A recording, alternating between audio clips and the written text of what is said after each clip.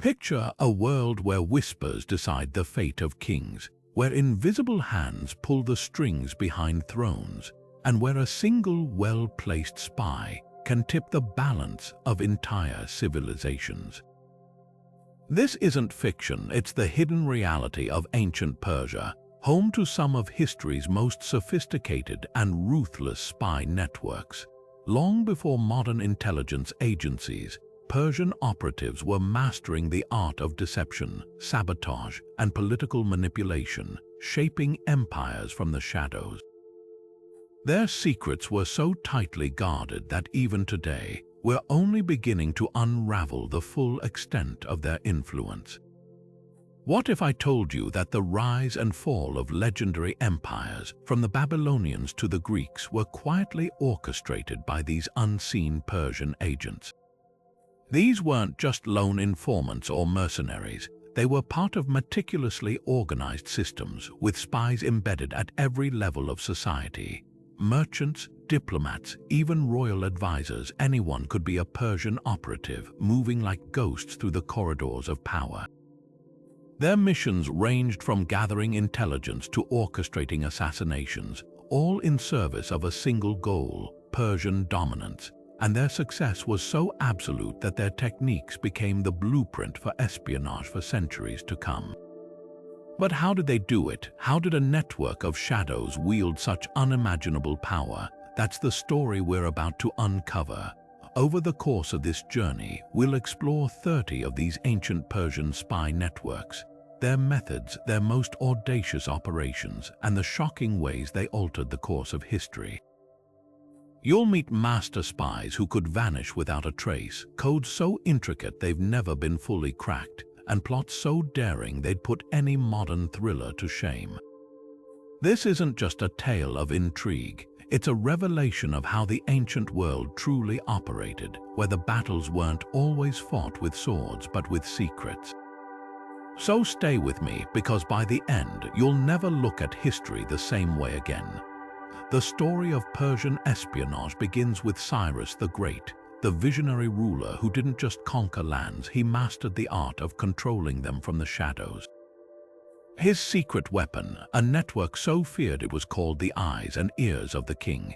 Picture this: while other rulers relied on brute force, Cyrus understood that true power lay in knowing your enemy's every move before they did. His spies weren't just informants, they were chameleons blending seamlessly into foreign courts, armies, and marketplaces. Disguised as merchants, scribes, or even disgruntled nobles, they whispered secrets back to the king through a web of couriers so discreet that messages often vanished into thin air after delivery. What made this system revolutionary wasn't just its scale, it was its structure. Cyrus didn't leave espionage to chance. He created formal roles, with regional spy masters overseeing networks of agents who reported on everything from troop movements to palace gossip. One of their most cunning tactics, planting spies as defectors in enemy ranks, where they'd feed false information to sow chaos. Historical records hint that Cyrus even used his network to destabilize the Babylonian Empire from within before his famous bloodless conquest of Babylon. Imagine the shock of rival rulers realizing too late that their most trusted advisors were Persian moles, recruited years earlier. But the real genius lay in how these spies operated beyond borders.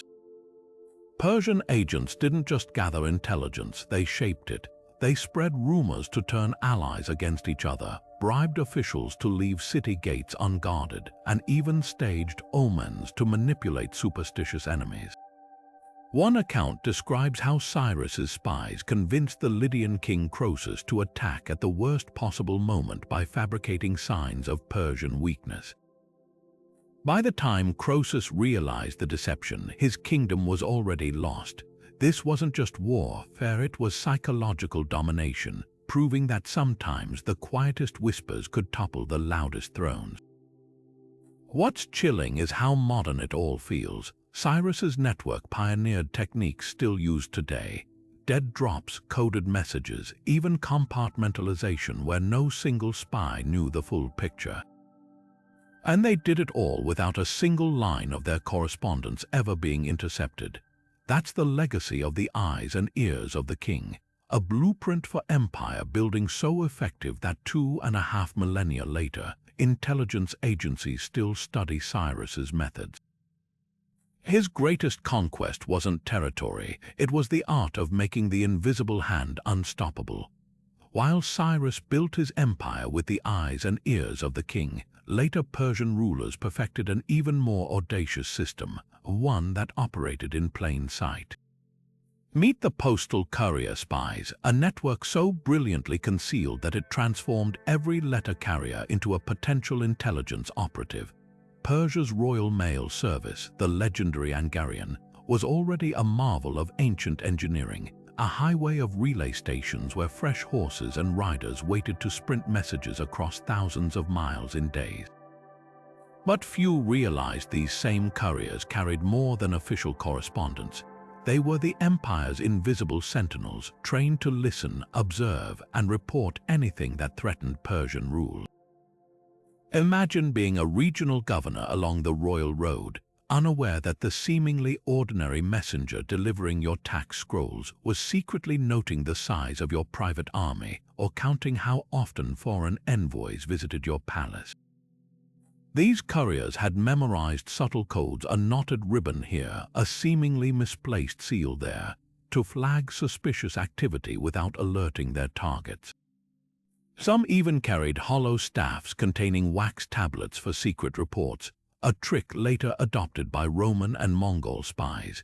Historical accounts describe how couriers would linger just long enough in taverns to collect whispers of rebellion before galloping off to the next station, where their observations would be passed up the chain to the king's spymasters. The system's true power lay in its duality. While maintaining Persia's reputation for reliable communication, a diplomatic advantage when promising swift replies to allies, the couriers gave the crown an unparalleled pulse on the empire's health. When satraps in Egypt grew too independent, their couriers' reports revealed hidden alliances with Greek mercenaries. When bread prices spiked in Babylon, the mail riders were first to link it to corrupt grain hoarders.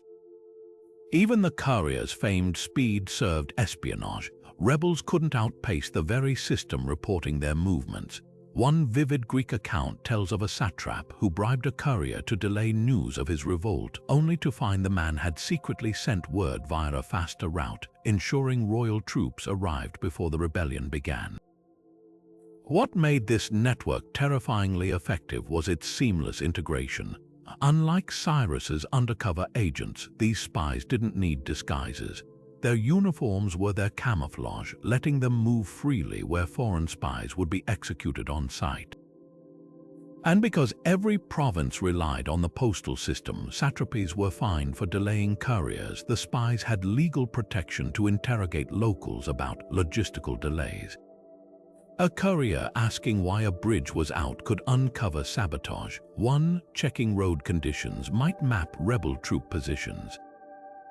By the time Darius the Great ruled, the system had grown so sophisticated that some historians believe his famous phrase, "Neither snow nor rain nor heat nor gloom of night stays these couriers," wasn't just about mail, it was a warning. The king's watchmen were everywhere, unstoppable and always observing.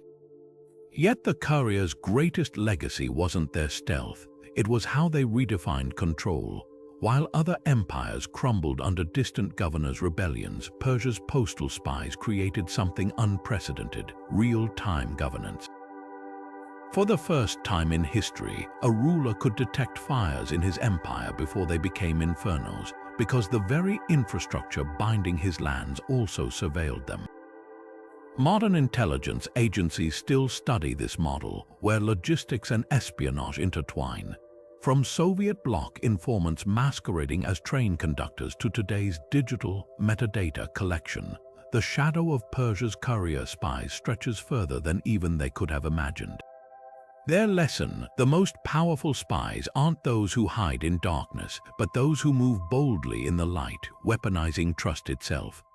The Persian Empire stretched across millions of square miles, from the scorching sands of Egypt to the rugged mountains of Afghanistan, a vast patchwork of cultures and peoples held together by one fragile thread: loyalty. And nothing threatened that loyalty more than the satraps, the powerful regional governors who ruled Persia's provinces.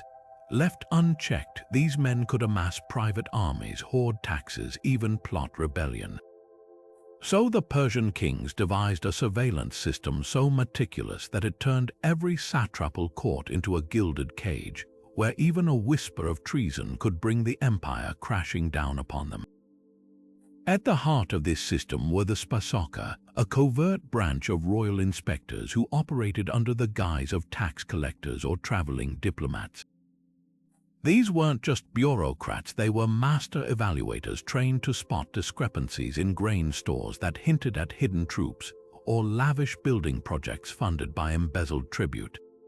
One account from the Behistun inscription describes how King Darius dispatched Spasocka to investigate a satrap in Armenia after his annual gift of horses suspiciously dwindled.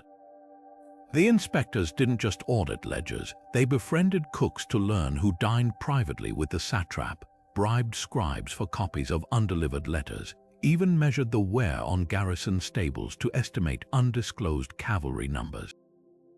When they uncovered proof the satrap was preparing revolt, Darius didn't need to waste troops besieging a fortress. He simply had the man's own bodyguards, who'd been on the royal payroll all along, drag him to execution at dawn. But the true stroke of genius was the coffin, Persia's legendary hidden listeners. These were slaves, servants, even favored concubines planted years in advance within satrapal households, waiting silently for their moment. Unlike spies who had to infiltrate, the coffin were already part of the furniture.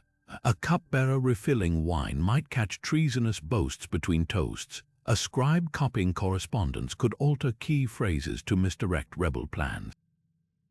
Greek historian Herodotus tells of a satrap's wife who, for 20 years, seemed a devoted spouse until the night she slipped a sleeping draught to her husband's guards, allowing royal agents to seize him mid-rebellion.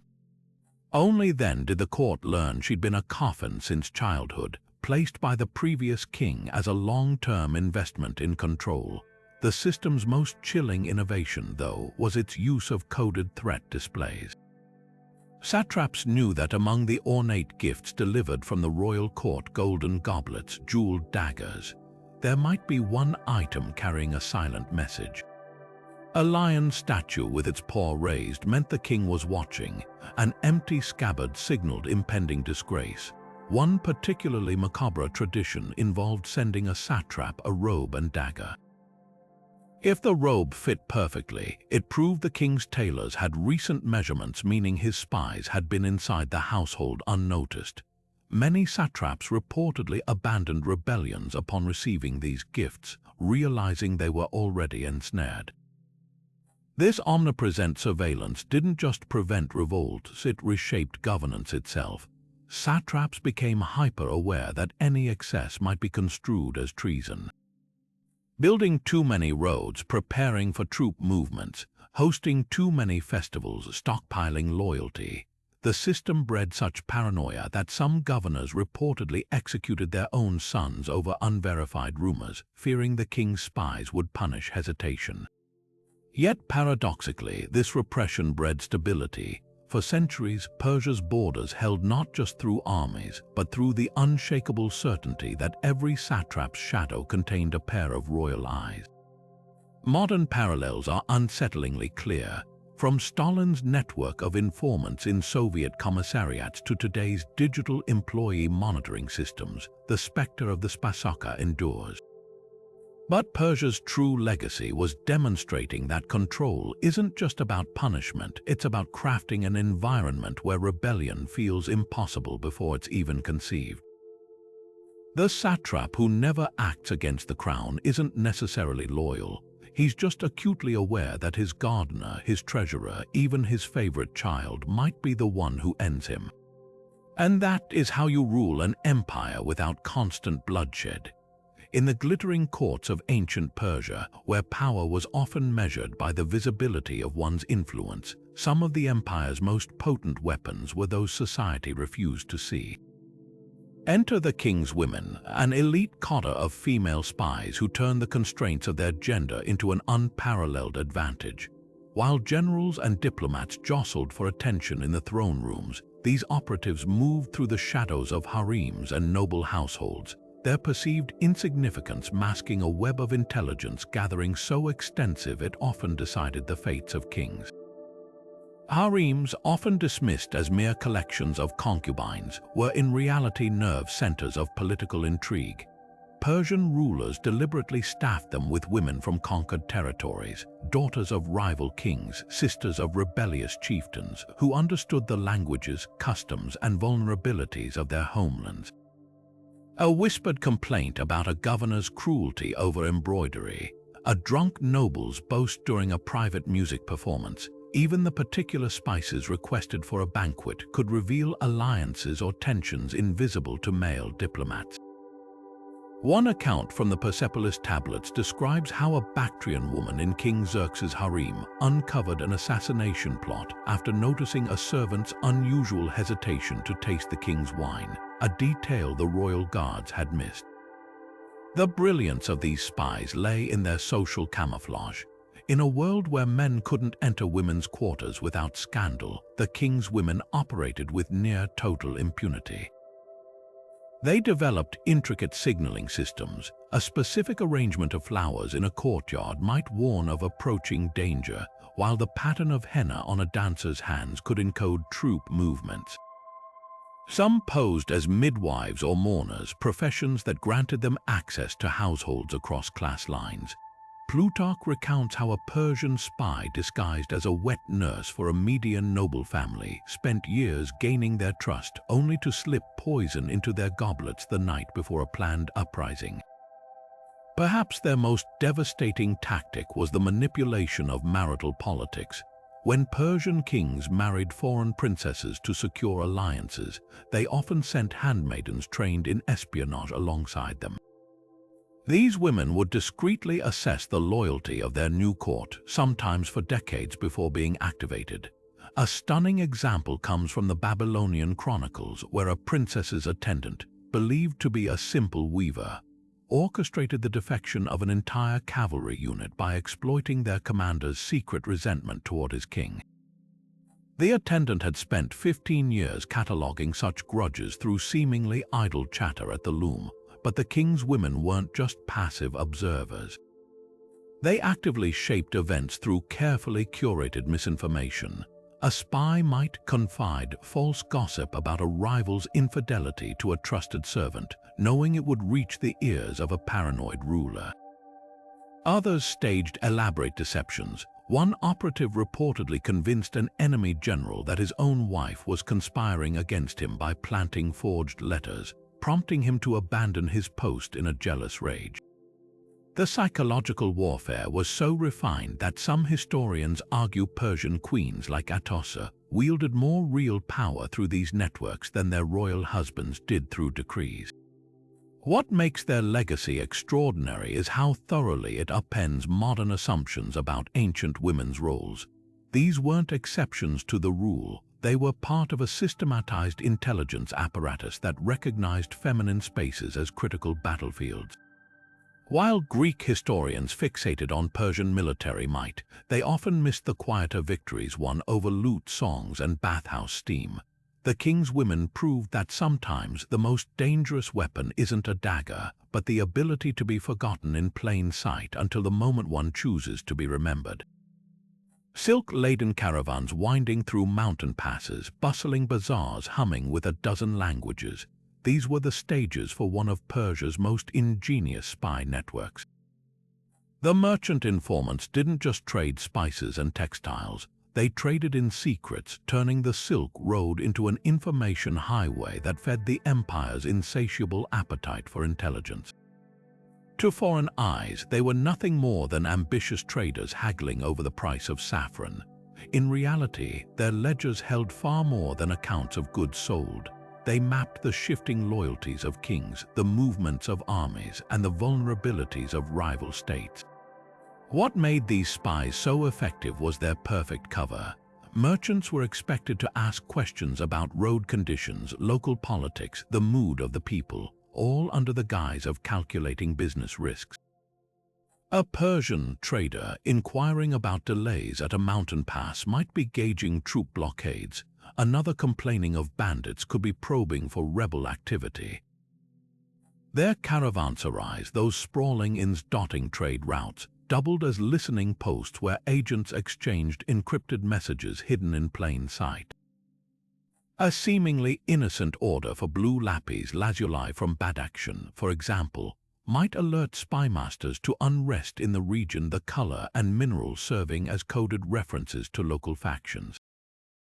The system thrived on reciprocity.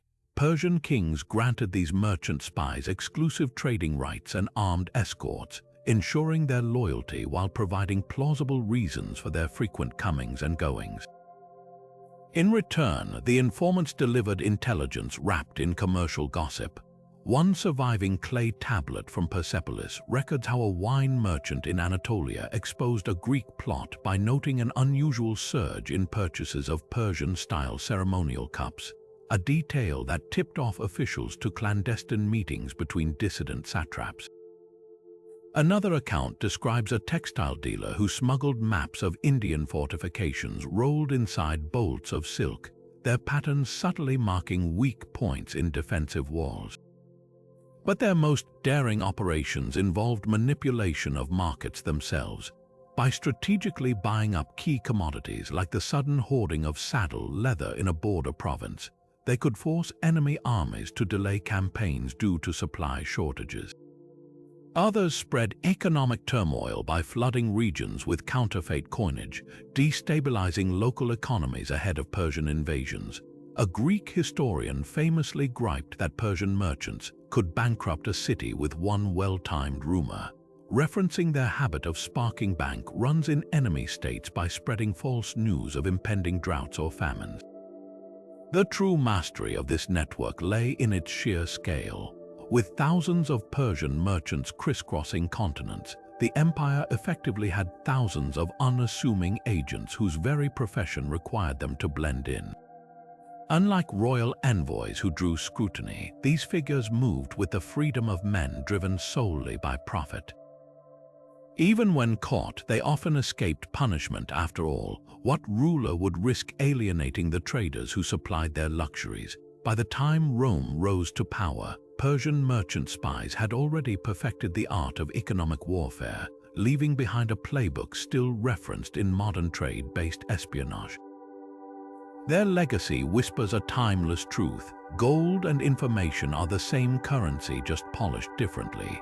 The vast deserts stretching across Persia's frontiers were not just wastelands, they were battlegrounds of shadows where survival alone required skills most imperial soldiers could never master. That's why Persian kings turned to the Bedouin tribes, the undisputed rulers of these scorching expanses, transforming them into an invisible army of scouts and saboteurs. These weren't mere mercenaries, they were the empire's living maps, reading shifting dunes like pages of a book and tracking enemy caravans by disturbances in the sand too subtle for outsiders to notice. Bedouin spies brought something no Persian general could replicate: an intimate, generational knowledge of the desert's cruel whims. Where others saw only emptiness, they recognized hidden oases perfect for ambushes or stretches of loose sand that could swallow entire battle groups. Their greatest weapon wasn't the spear, it was the ability to vanish into the landscape itself. Greek historians wrote of Persian allied tribesmen who could follow an enemy patrol for days without being spotted, surviving on nothing but a handful of dates and the occasional sip of bitter desert herbs. One account describes Bedouin scouts smearing themselves with dust to match the terrain, their movements so synchronized with the wind that they seemed like mirages even in broad daylight. But their true value lay in controlling the desert's lifelines. By monitoring secret waterholes, Bedouin operatives could lead rival armies into fatal traps or divert them into barren wastes. They mastered the art of false trails, adjusting a single stone marker to send pursuers spiraling into oblivion. Some even staged elaborate deceptions, like leaving deliberately lost canteens filled with salt water near critical junctions to weaken enemies before battle. The infamous annihilation of Crassus' Roman legions at Carrhae owed much to Bedouin intelligence, with scouts guiding Parthian horse archers through dust storms to strike where the invaders were most vulnerable. Their espionage techniques were as ingenious as they were brutal. To smuggle messages across watched territories, tribesmen trained desert foxes to carry tiny scrolls in their collars, knowing the animals' nocturnal movements would evade patrols. Others used falcons to drop coded markers over enemy camps or tied reed whistles to wild goats, creating eerie, disorienting sounds that masked the movement of Persian strike forces.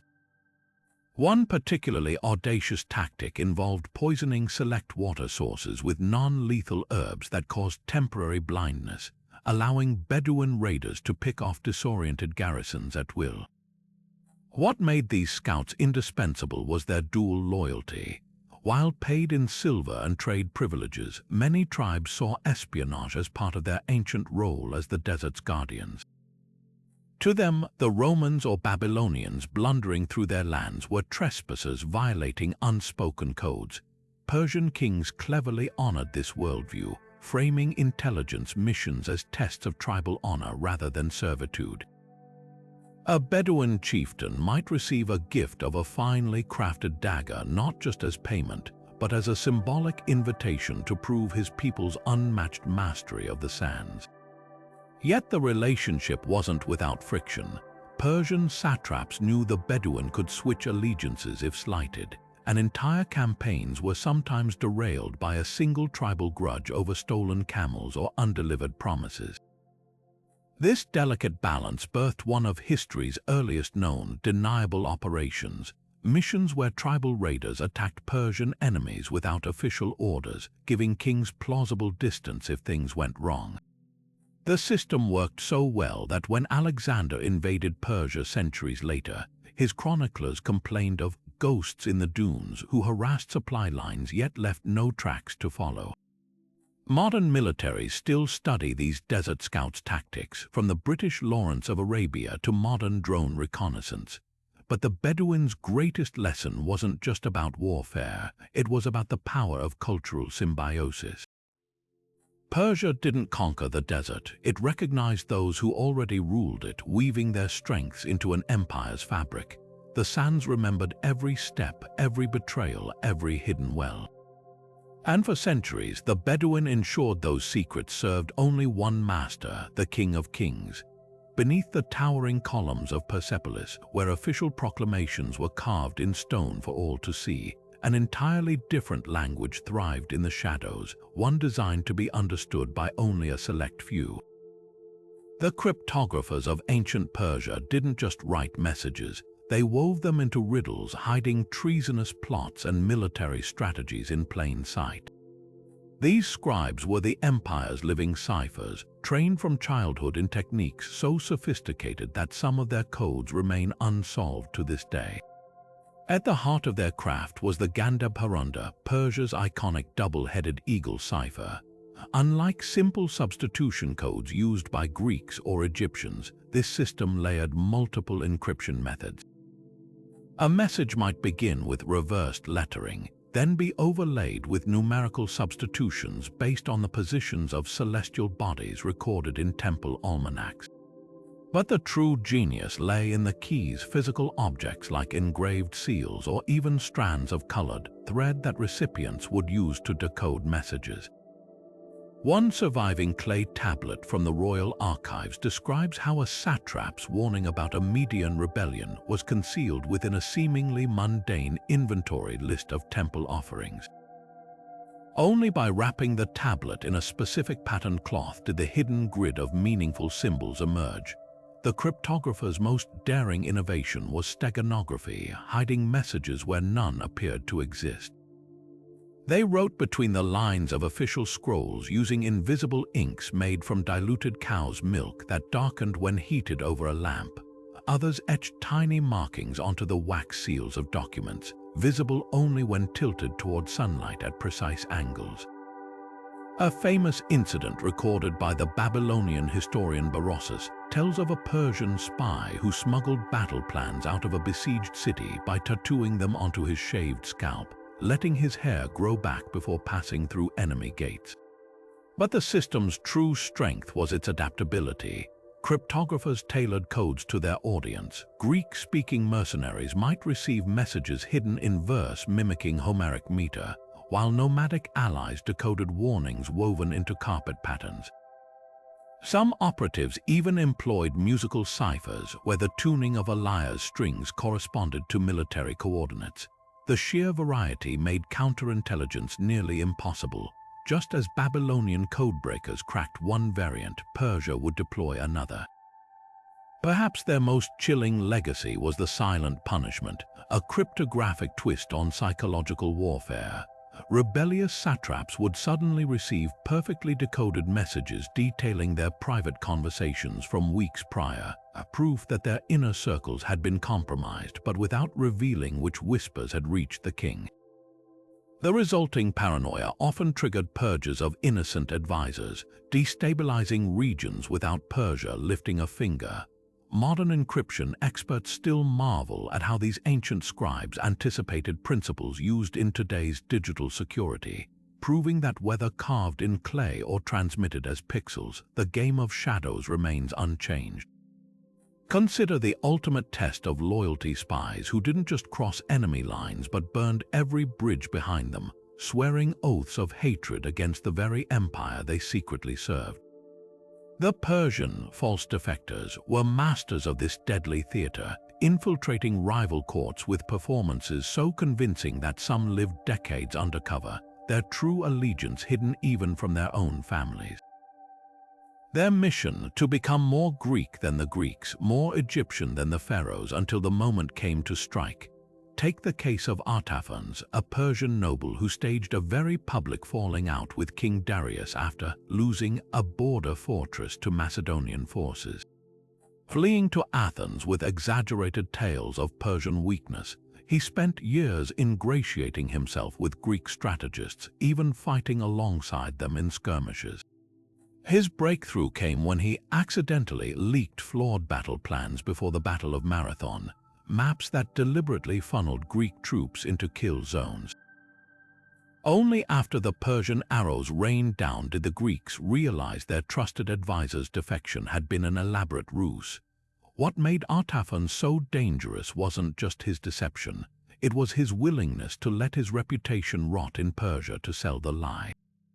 Back home, his name was cursed in temples, his family lands confiscated, all part of the cover. The brilliance of this network lay in its patience. Some false defectors spent years cultivating harmless reputations before being activated. A Persian engineer might desert to Babylon, spend a decade gaining trust by improving irrigation systems, then subtly misalign the sluice gates ahead of a Persian invasion, flooding defensive trenches. Others played long psychological games. One mole in the court of Pharaoh Amasisroman II reportedly spent winters confiding his fear of Persian armies, slowly demoralizing Egyptian nobles until they hesitated to mobilize when Cyrus' forces actually arrived. Perhaps their most devastating weapon was strategic misinformation.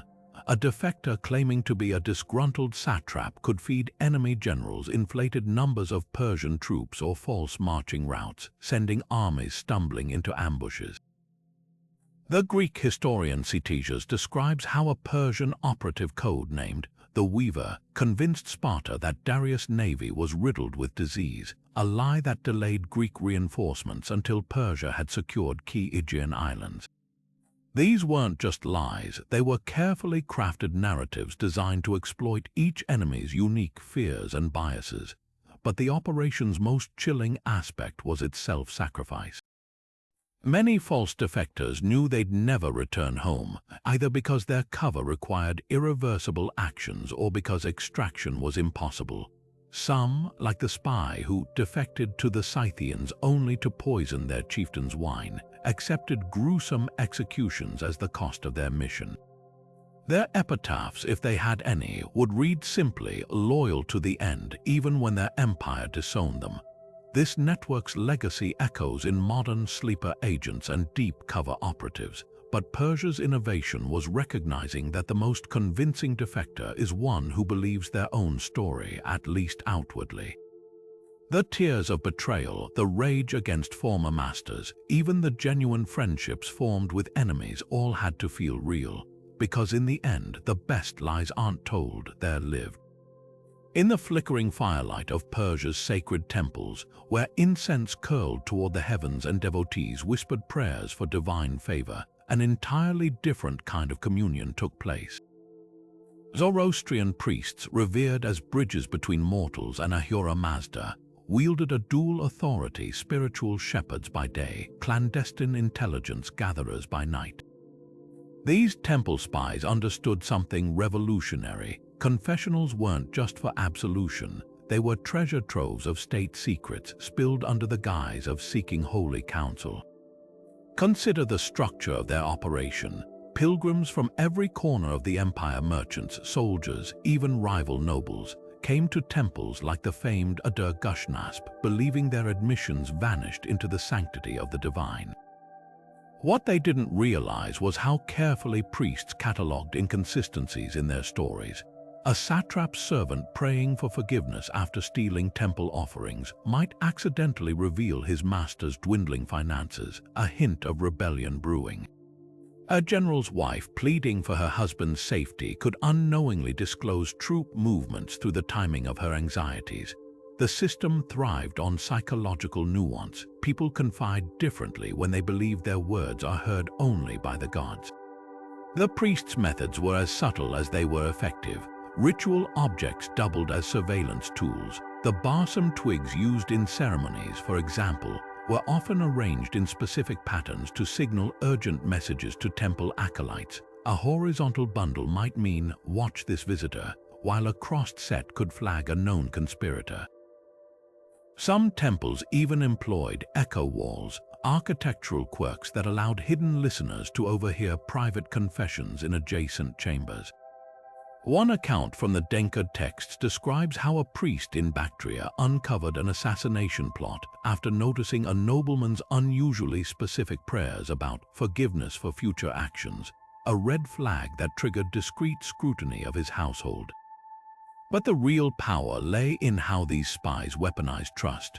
When a priest declared an omen unfavorable for travel, it wasn't just spiritual guidance, it could be a ploy to delay a traitor's caravan until royal forces arrived.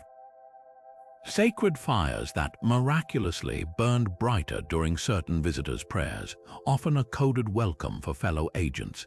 Even the temple's charity network served intelligence purposes. Distributions to the poor were meticulously recorded, revealing which regions suffered shortages, and therefore where discontent might be exploited. Perhaps most strikingly, temple spies didn't just gather information, they manufactured it. A well-timed prophecy about Western invaders with false tongues could turn public opinion against Greek diplomats overnight. The infamous divination of the broken sword, where a priest interpreted a shattered blade as a sign of Persian victory, was later revealed to be staged to bolster morale before the Battle of Cunaxa. These weren't mere tricks, they were psychological operations leveraging the deepest human instincts: fear of divine wrath, hunger for favor from the heavens. Modern parallels are unsettling. From medieval confessional espionage to today's debates over surveillance in places of worship, Persia's temple spies demonstrated a timeless truth: where people seek solace, others will seek control. Their legacy endures not just in the annals of espionage, but in the uneasy realization that even our most sacred spaces are rarely beyond the reach of earthly powers. The fires they tended illuminated more than altars, they cast long shadows across the very nature of trust itself. Standing closest to the throne yet rarely noticed, the royal bodyguards of ancient Persia held a power no sword could match: the privilege of invisibility. These elite warriors, handpicked for their imposing stature and unwavering discipline, served a dual purpose beyond protecting the king's physical safety. They were the ultimate insider spies, their silent vigilance extending to every whispered conversation in the palace, every furtive glance between scheming nobles. While history remembers them as the immortals Persia's legendary 10,000-strong force, few realize that within their ranks existed an even more secretive circle, the Hazarapatish, the eyes behind the shield. These bodyguard spies mastered the art of selective perception. Trained to stand motionless for hours, they became part of the throne room's architecture, so familiar they were practically ignored. A satrap might confidentially gripe about taxes to a colleague, unaware the guard beside him had memorized every word. A visiting ambassador could slip a bribe to a vizier, not noticing how the nearest sentinel's grip subtly tightened on his spear. Their reporting system was ingeniously discreet. A scratched mark on a ceremonial shield might denote a suspicious meeting, while swapping positions during a guard rotation could signal urgent news for the king's ears alone. One particularly chilling account from the Persepolis archives describes how a bodyguard exposed a plot to poison Artaxerxes Roman II. The conspirators had been careful testing their toxins on stray dogs, discussing plans only in a soundproofed cellar. What unraveled them, the way a noblewoman's fingers trembled when handing the king a goblet during a feast. The observing Hazarapatish couldn't hear her words, but years of studying body language told him her smile didn't reach her eyes.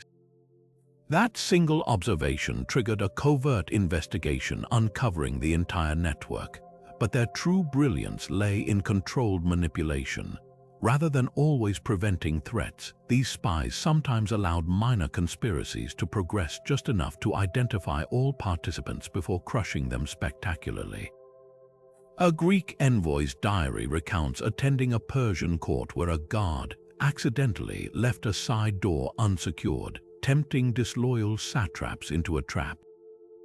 By morning, 7 nobles hung from the battlements, their intercepted messages displayed beside them.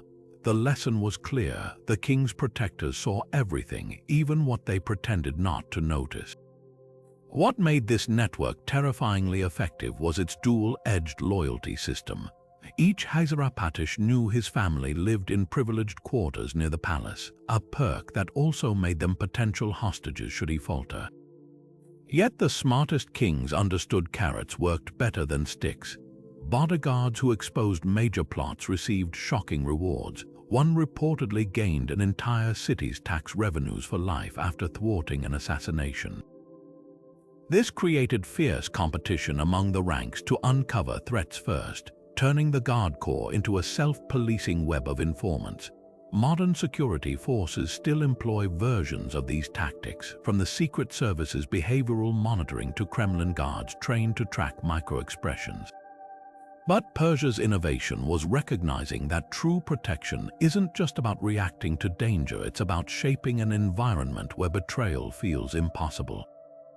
When every glance might be observed, every complaint potentially noted, conspiracies wither before they fully form. The Hazarapatish didn't just guard kings, they curated reality itself, making absolute loyalty the only survivable choice. While Persia's land-based spies mastered the art of desert and mountain surveillance, their maritime counterparts navigated an even more treacherous landscape: the shifting tides of coastal politics and naval warfare. The empire's naval reconnaissance units were the unseen current beneath Persia's dominance of the Mediterranean and Persian Gulf, a fluid network of sailors, fishermen, and port officials who turned every harbor into a listening post and every trading vessel into a potential spy ship. These operatives didn't just watch the waves, they became part of them, blending into the chaotic bustle of dockside life while gathering intelligence that kept Persia's enemies anchored in uncertainty. At the core of this system were the Daria Ban, or Sea Watchers, coast-dwelling informants recruited from Phoenician, Egyptian, and Greek merchant communities. Their value lay in their authenticity. They spoke local dialects, knew seasonal fishing routes, and moved through port cities without arousing suspicion.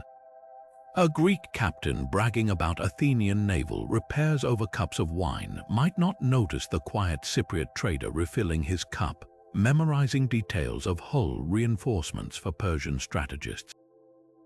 Other operatives posed as lighthouse keepers, using signal fires to relay coded messages about ship movements under the guise of navigational aids. One account from Sidon describes how a drunken sailor staggering along the docks at night actually counted the oar ports on newly arrived warships, his slurred songs embedding numbers in their verses. But the network's true innovation was its use of commercial fleets as floating intelligence hubs. Persian-backed merchant ships carried concealed compartments housing reconnaissance gear, hollow masts containing scrolls of coastal maps, or false-bottomed crates with compartments for stolen ship blueprints. Some vessels were even equipped with early versions of watertight message capsules that could be tossed overboard during pursuit, buoyed to be retrieved later by allied fishermen. The historian Polybius recounted how a Phoenician grain ship, seemingly caught in a storm off Rhodes, deliberately ran aground near a Persian outpost, its accidental wreckage hiding clay tablets detailing Rhodes' secret naval alliances. Their most daring operations involved manipulating maritime trade itself. By spreading false rumors of pirate activity along certain routes, Persian spies could funnel enemy supply ships into ambush zones or divert them away from strategic ports.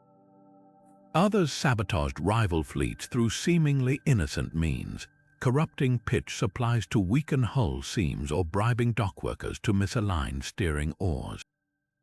A dramatic example comes from Herodotus, who described how Persian operatives in Tyre delayed an Egyptian naval response by contaminating their rope stores with saltpeter, causing riggings to snap during a critical mobilization.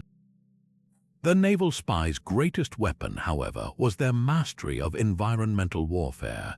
They charted tidal patterns and seasonal winds with precision, using this knowledge to stage natural disasters.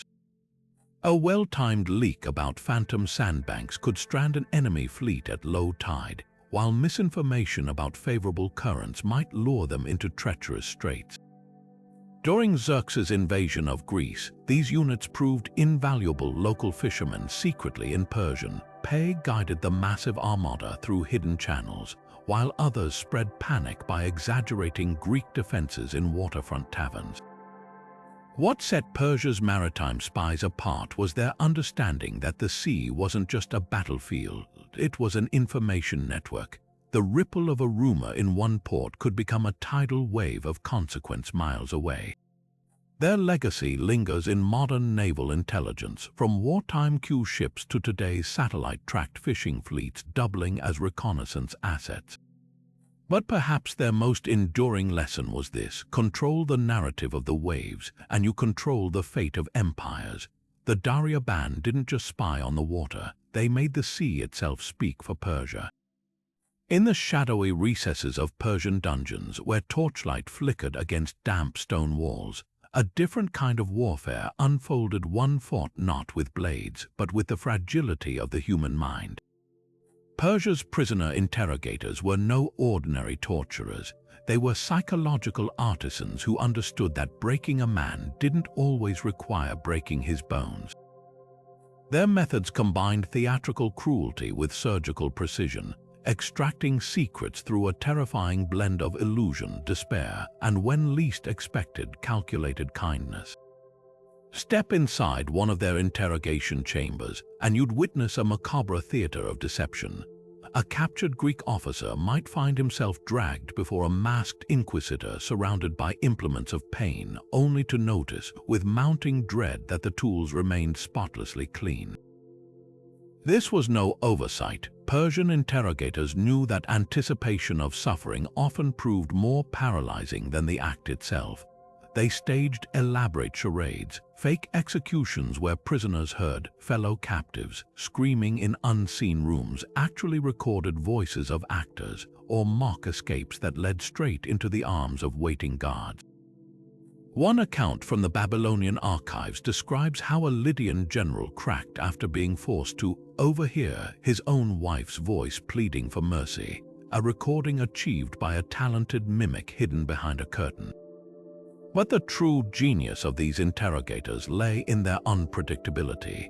After days of starvation and sleep deprivation, a prisoner might suddenly be offered a lavish meal laced with mild hallucinogens to loosen his tongue.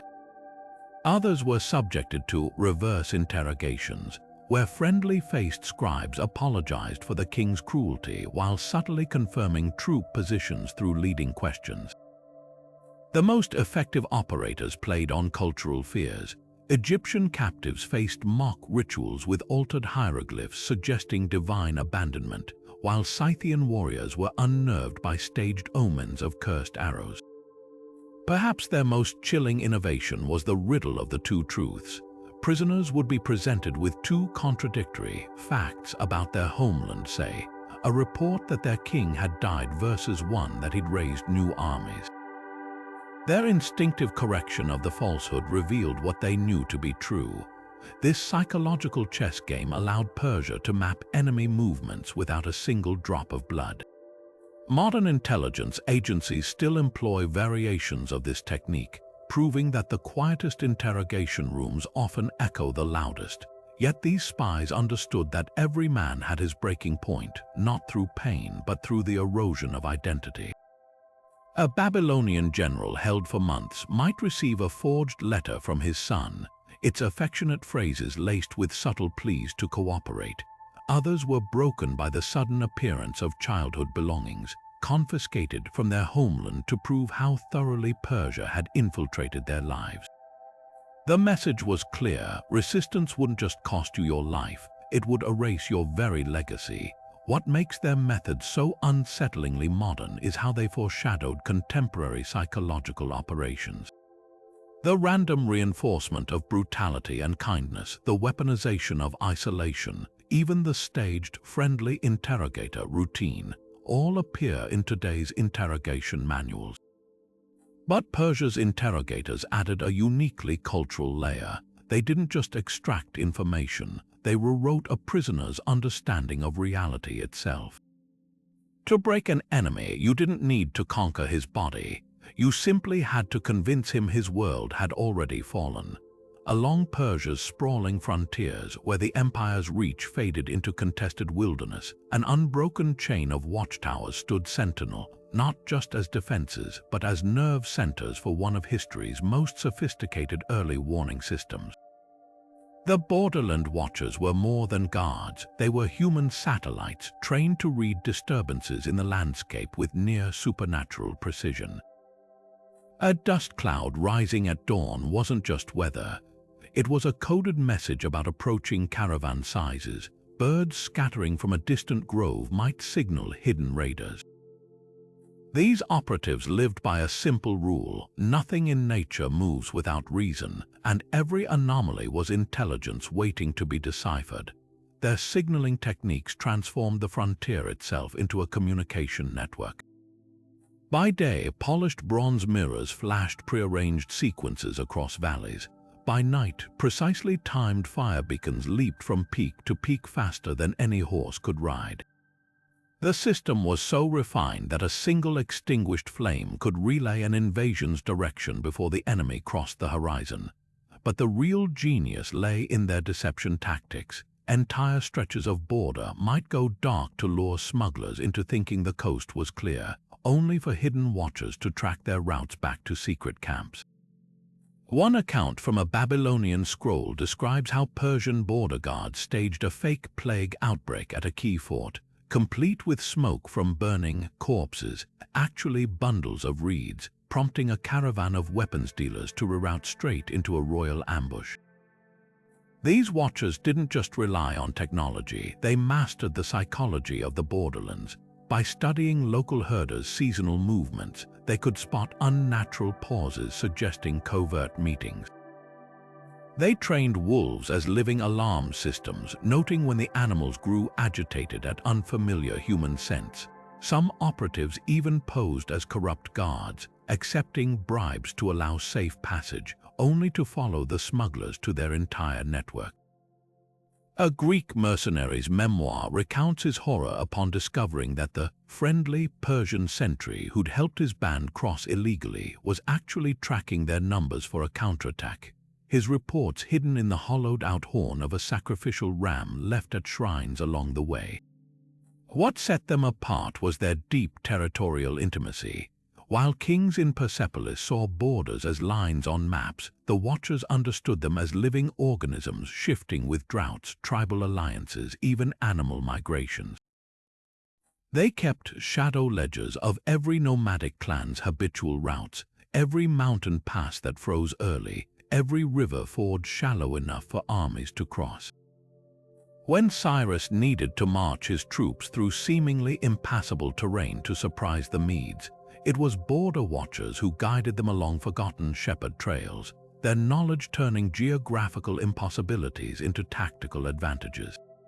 Modern border security still echoes their innovations, from motion-sensing thermal cameras to radar fences. But Persia's watchers offered something technology alone cannot: the ability to distinguish between ordinary chaos and calculated threat. They knew that true security isn't just about seeing everything, it's about understanding what you're seeing. And in that flicker of a distant fire, that unnatural stillness where birds should sing, they found the patterns that kept an empire one step ahead of its enemies. In the glittering courts of Persia's rivals, where gold-adorned nobles debated war and alliances, the most valuable intelligence often came from those considered beneath notice, the enslaved. Persia's slave spies were the ultimate invisible weapons, gifted to foreign rulers as diplomatic gestures or seized in raids, then carefully positioned where they could overhear state secrets while pouring wine or fanning their masters during private councils. These weren't just passive informants, they were highly trained operatives who turned their enforced servitude into the perfect cover for espionage. Take the case of a Sogdian slave named Mithridata, given as a peace offering to a rebellious satrap in Bactria. For years, he appeared the model servant, meticulously preparing his master's baths, never speaking out of turn. What the satrap didn't realize was that Mithridata's daily trips to the market for scented oils allowed him to drop coded messages in prearranged merchant stalls. His true moment came during a secret war council, where he accidentally served wine laced with a slow-acting laxative, forcing the conspirators to adjourn to chambers his Persian handlers had already rigged with listening tubes. Within weeks, the rebellion collapsed, its leaders captured thanks to plans overheard while they thought themselves alone. The brilliance of this network lay in its exploitation of social blindness. In societies where slaves were viewed as furnishings rather than people, they moved through restricted spaces with impunity. A Greek general might dismiss the Egyptian scribe recording his battle plans as mere property, unaware the man had been planted by Persia years earlier after being captured in a staged naval skirmish. Enslaved musicians performed at banquets where drunken allies revealed troop deployments between songs. Kitchen servants noted which foreign envoys received special dishes, a telltale sign of secret alliances. Even children weren't beyond Persia's reach. Young eunuchs gifted as pages to foreign courts often grew into trusted advisors, their loyalty forever tethered to the empire that secretly held their families hostage back home. But the system's true cruelty and effectiveness was its self-perpetuating nature. Many slave spies were themselves former enemies, taken as prisoners in battles orchestrated specifically to place them. The historian Ctesias describes how Persian generals would deliberately target certain noble families during campaigns, then sell their captured relatives to strategically useful households. Once embedded, these operatives faced horrific dilemmas: provide intelligence that might get their new masters killed, or risk Persian retaliation against loved ones still in chains. Some developed elaborate dual identities, like the Lydian woman Rhodagun, who served a Babylonian princess while secretly funneling information to Persia through embroidery patterns in the royal tapestries she was forced to weave. The most successful slave spies mastered the art of selective invisibility, present enough to observe, but insignificant enough to be forgotten. A chamberlain might discuss assassinating the Persian king in front of a dozen slaves, assuming their illiteracy or fear would keep them silent. What he didn't know was that one among them had been taught shorthand at a Persian spy school before being abandoned during a border raid. Others used their perceived helplessness as a weapon. When Scythian raiders intercepted a caravan of escaped slaves fleeing Persia, they never questioned why these terrified captives carried such detailed maps of Scythian grazing lands, maps that later guided Persian punitive expeditions with terrifying accuracy. Modern intelligence agencies still debate the ethics of these tactics, but their effectiveness is undeniable. Persia's slave spies proved that sometimes the deepest cover isn't about elaborate disguises. It's about becoming exactly what your enemy expects you to be, invisible. And in that invisibility lay a power more formidable than any army, the power to turn oppression itself into a weapon. In the gilded halls of foreign courts, where perfumed envoys exchanged honeyed words and ceremonial gifts, Persia's diplomatic spies operated with a dangerous duality, their smiles as calculated as their intelligence reports. These weren't mere messengers, they were master manipulators trained to extract secrets while toasting to eternal friendship, turning every handshake into an opportunity for surveillance. The Greek historian Herodotus once quipped that Persian ambassadors came with one tongue for peace and another for war, not realizing how literally true that was. Their most powerful weapon wasn't the dagger but the olive branch itself. Consider the case of Megabyzus, Persia's envoy to Sparta during the Greco-Persian Wars. Publicly, he lamented the unfortunate misunderstandings between their peoples over lavish banquets. Privately, his staff mapped the Spartan agora's blind spots, noting which alleys remained unpatrolled after midnight. His secret weapon, a team of translators who memorized military gossip while pretending to struggle with the Greek language. One even feigned drunkenness to sprawl near the ephors meeting chamber, later reproducing scraps of conversation about troop deployments from memory. By the time Megabyzus sailed home, his scrolls contained not just Spartan replies to Persia's proposals, but the precise locations where their fleet would be most vulnerable come summer. The system thrived on institutionalized deception. Ambassadors carried two sets of credentials, one for official negotiations, another authenticating them as intelligence officers to Persian assets abroad. Their delegations were carefully constructed. Scribes noted architectural vulnerabilities while sketching commemorative scenes of palaces. Musicians tuned their instruments to cover the sound of scraping wax tablets as they recorded fortress layouts. Even gift-giving served espionage purposes. That exquisite silver rhyton presented to the Thracian king. Its intricate engravings hid a map of his capital's sewer system, accessible only when filled with wine and held at a specific angle. But the true stroke of genius was their manipulation of diplomatic immunity. Persian envoys exploited their protected status to transport forbidden intelligence openly. A sealed letter protesting some minor border infraction might bear a second message written in pomegranate juice between the lines, visible only when heated. One account describes how an ambassador's diplomatic baggage included hollowed-out ceremonial spears stuffed with intercepted Greek letters, while his wife's cosmetic jars concealed clay tablets listing Athenian naval defects. The very protocols designed to ensure peaceful dialogue became the perfect camouflage for espionage. These operatives also mastered the art of staged indiscretion. A well-placed sigh about troubling news from the eastern frontier could prompt a rival diplomat to reveal his own intelligence sources in that region. Others pretended to be compromised, accidentally leaving falsified documents in guest chambers to mislead enemy codebreakers. The Babylonian chronicles tell of a Persian envoy who feigned outrage over spying accusations, storming out of negotiations only to return days later with reconciliation gifts that included a scribe secretly tallying the palace guard's rotation schedule. What made diplomatic spies uniquely dangerous was their long-term positioning. Unlike couriers or mercenaries who came and went, ambassadors built years of trust. The Lydian court didn't realize their beloved Persian liaison Artashata had been cultivating their prince's tutors for a decade until the young ruler suddenly shifted alliances on his advice. Modern intelligence agencies call this access development, Persia called it patience.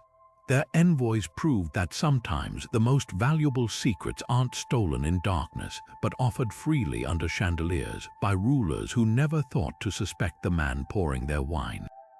Across Persia's sprawling empire, where deserts stretched endless and mountains carved the horizon, the flickering flames of Zoroastrian fire temples served a dual-purpose sanctuaries of worship and clandestine communication hubs. These sacred sites, always staffed by trusted priests, became the perfect relay stations for Persia's most secure messaging network.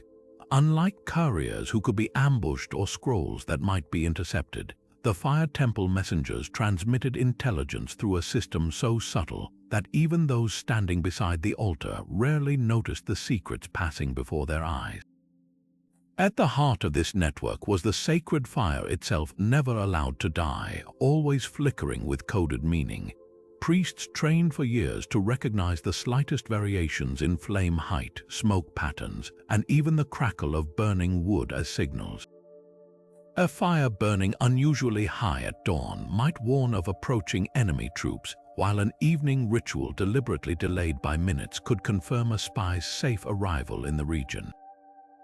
These weren't random observations, they followed strict protocols recorded in the Avesta's lesser-known verses, where hymns doubled as encryption keys.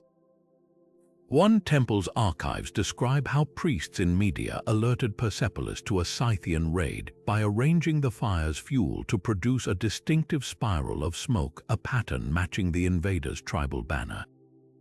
The system's true brilliance lay in its layers of misdirection. During major festivals, when temples overflowed with pilgrims, priests conducted elaborate ceremonies that masked their espionage work.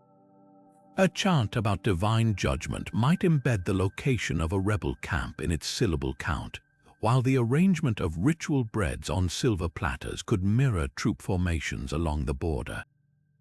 Unsuspecting worshippers saw only devotion. Persian spymasters received detailed battlefield updates. Greek mercenaries occupying a temple in Lydia once marveled at the priest's apparent resignation to their presence, not realizing the mournful prayers they heard each night were actually inventories of Greek weaponry being sung to a memorized code. But the fire temple messengers didn't just send information, they protected it. Scrolls containing sensitive intelligence weren't hidden in vaults but burned ceremonially after reading, their ashes mixed with sacred oils to prevent reconstruction. Urgent messages traveled via blessed embers, clay containers carrying temple fire to the next site, their bases secretly holding wax tablets that melted harmlessly if seized. One particularly daring operation saw a high priest smuggle battle plans out of besieged Babylon by writing them in flammable ink on sacrificial animal hides, knowing only Persian-aligned temples would know to extinguish the flames before they fully consumed the coded diagrams. Perhaps their most enduring legacy was the network's inviolability. Even enemy conquerors hesitated to disrupt Zoroastrian rites, granting priests unparalleled freedom of movement.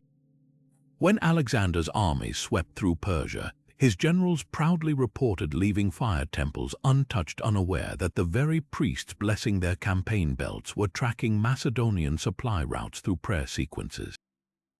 Centuries later, Islamic caliphs found themselves baffled by miraculous coincidences where Persian resistance fighters always seemed forewarned of raids, never suspecting the temple attendants who noted troop movements while tending eternal flames.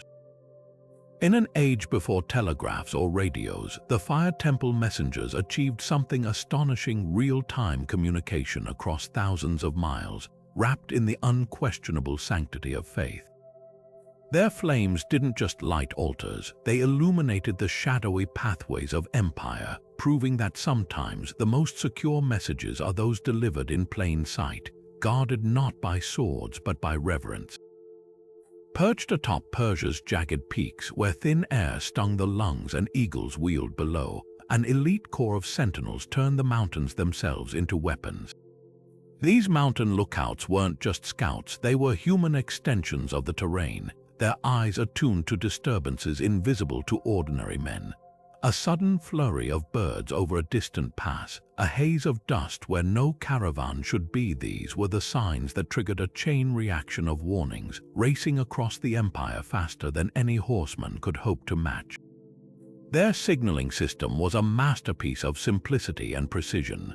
Bronze mirrors polished to blinding brilliance caught the sunlight, flashing coded sequences across valleys in a language only Persian outposts understood.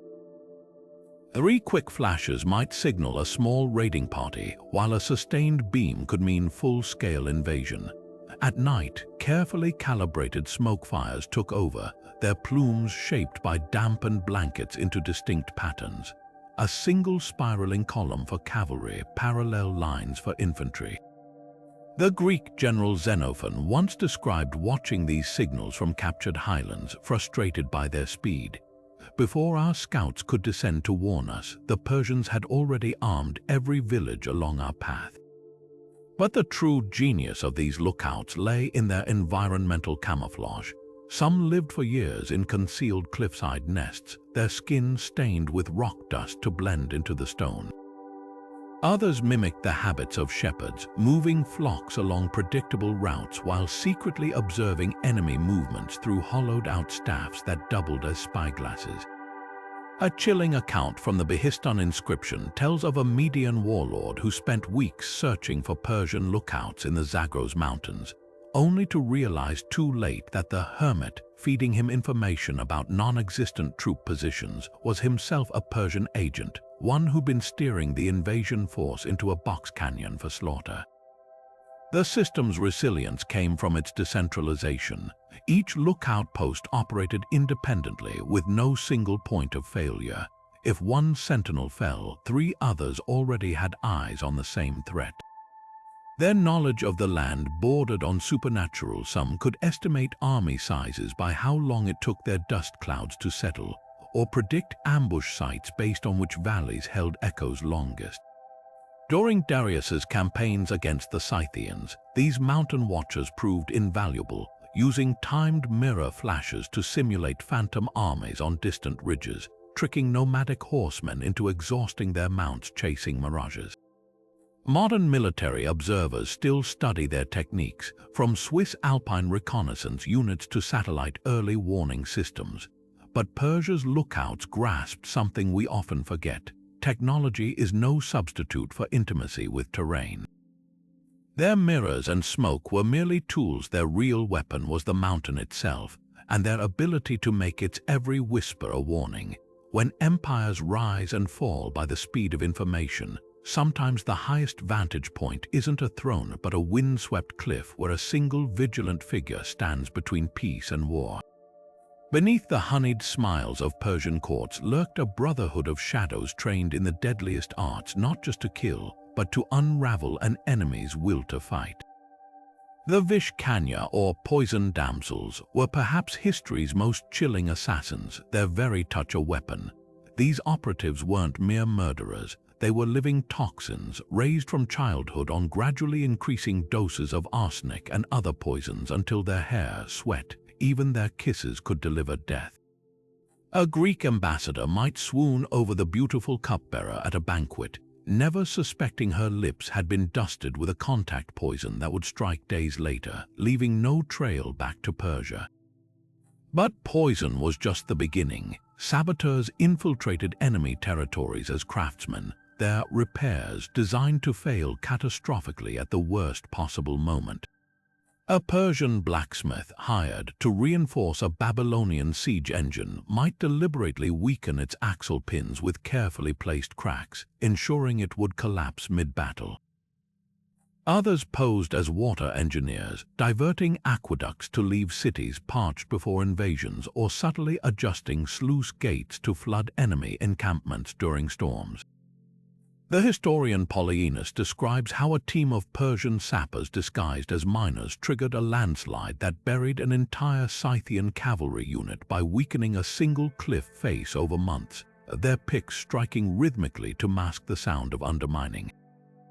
The true mastery of these operatives lay in their patience. Some missions spanned years, a food taster slowly building immunity to a rare toxin before switching the king's salt cellar with an identical poisoned one. A stable boy nurturing trust until the night he fed mold-contaminated hay to warhorses on the eve of battle. One account from the Susa archives details how a Persian gardener planted hallucinogenic herbs in a Median prince's courtyard, knowing the youth's habit of chewing leaves during meditation. The resulting erratic behavior discredited him as a leader long before Persian troops arrived. Their most devastating work targeted not people but infrastructure. Grain silos were contaminated with ergot to induce madness in besieged cities. Armories were infiltrated by defecting weaponsmiths who deliberately tempered blades to shatter upon impact. Even nature could be weaponized. Persian agents reportedly smuggled rabid foxes into enemy camps or released plague-infested rats near water sources. During Cambyses's conquest of Egypt, saboteurs spread rumors that the Apis bull's death was an ill omen, a carefully staged deception aided by operatives who'd secretly poisoned the sacred animal weeks earlier. What set these operatives apart was their understanding of psychological warfare. A single well-placed assassination could paralyze an entire court with paranoia, while strategic sabotage bred distrust among allies. When the Lydian king Croesus found his siege towers collapsing inexplicably, he blamed his Greek engineers, fracturing their alliance. Persia's saboteurs proved that the most efficient way to break an enemy wasn't always on the battlefield. Sometimes it was in the shadows of their own storerooms, stables, and bedchambers, where fear grew faster than any poison. Among the flickering sanctuaries of Zoroastrianism, where pilgrims bowed before eternal flames, moved the most devout and dangerous operatives in Persia's arsenal. The Atavanand, or Eternal Flame Network, transformed sacred journeys into intelligence-gathering expeditions, their piety masking a web of surveillance that stretched across 3 continents. These weren't just spies hiding behind religion. They were often genuine believers, their faith making their cover unshakable. A murmuring priest offering blessings at a roadside shrine might be noting the weapons hidden beneath a merchant's carpets, while a group of pilgrims singing hymns could be timing their movements to map garrison patrols. The system thrived on the unassailable nature of religious travel. Pilgrims enjoyed safe passage even in wartime, their caravans exempt from searches by ancient custom. Persian spymasters exploited this privilege ruthlessly. Sacred vessels carried hollow compartments for coded messages. Prayer scrolls bore hidden maps in their illuminations. One account from the Denkard texts describes how a miraculous flame that refused to extinguish during a rainstorm actually concealed a compartment holding rebel troop movements, the oil-soaked wick designed to burn just long enough for the message to be retrieved. What set these operatives apart was their deep cultural integration. Unlike merchants or diplomats who might arouse suspicion, pilgrims were expected to ask probing questions about local rulers, hardships, even military unrest, all under the guise of seeking divine guidance. A priest hearing confession could extract startling details about border fortifications from a soldier seeking absolution for abandoning his post. Others used ritual objects as surveillance tools. The precise arrangement of balsam twigs during ceremonies might encode the numbers of enemy ships spotted in a harbor, while the rhythm of a sacred bell's toll could signal the arrival of reinforcements. Their most audacious operations involved manipulating faith itself. Atavan and agents spread carefully crafted prophecies to destabilize regions, like the vision of a fiery chariot predicting doom for any who opposed Persia, a rumor that triggered mass desertions in an Armenian revolt. Others staged miracles to demoralize enemies, such as the legendary incident where Persian spies infiltrated a besieged city and rigged its temple flame to burn blue, convincing defenders their gods had abandoned them. Even the sacred Hayama ritual drink wasn't beyond exploitation. some operatives slipped mild hallucinogens into communion vessels to extract secrets from intoxicated officials during ecstatic trances. The network's true power lay in its immortality. While other spy rings collapsed with captured operatives, the Atavan, and simply regenerated through the endless flow of pilgrims. When Alexander's troops sacked Persepolis, they unknowingly allowed flame-keepers bearing intelligence to flee westward, embedding Persian agents deep into the Greek world. Centuries later, Islamic chroniclers would puzzle over Zoroastrian communities that inexplicably thrived near strategic mountain passes, never realizing these were descendants of a spy network so devoted they'd kept watch long after their empire fell. Their legacy whispers a timeless truth. The most effective cover isn't fabricated, it's believed. Galloping hooves thundering through mountain passes, dust clouds rising over endless plains, Persia's horse courier spies were the empire's living telegraph wires, their speed so legendary that Herodotus marveled they were stayed neither by snow nor rain nor heat nor darkness. But these weren't just fast riders, they were a precision intelligence network disguised as a postal service, turning Persia's 2,000-mile royal road into an information superhighway centuries before the modern era. Their secret, a system so ruthlessly efficient that messages could cross the empire in less than a week, a feat unmatched until the railroads of the 19th century. At the heart of their operation were the Paradasish, the empire's elite mounted couriers, handpicked for their endurance and unwavering loyalty. Each rider memorized every twist of their assigned route, from the steep climbs of the Zagros Mountains to the scorching dasht-e-Kavir salt flats, pushing their horses to the limit in a relay of life or death urgency. The system's genius lay in its stations over 100 Chapar Kone outposts spaced precisely a day's hard ride apart, where fresh mounts and riders stood ready around the clock. A messenger would burst into one station, shout his coded dispatches to the next rider waiting in the saddle, and collapse as his replacement vanished into the night. The scroll never slowed, but speed alone didn't make these couriers spies. Their true weapon was invisibility in plain sight. Dressed in the royal insignia, they were untouchable. Persian law decreed that harming a messenger warranted death, ensuring their safety even in rebellious provinces. This protection let them observe freely. A courier resting his horse might note troop buildups near a fortress. Another delivering a sealed missive could detect tension in a governor's court simply by the way officials avoided eye contact. Some carried hollowed-out riding crops containing wax tablets for secret observations, while others used the stitching patterns on their saddlebags to encode troop movements spotted along the route. Their most daring innovation was the Asabara cipher, a language of horse gear.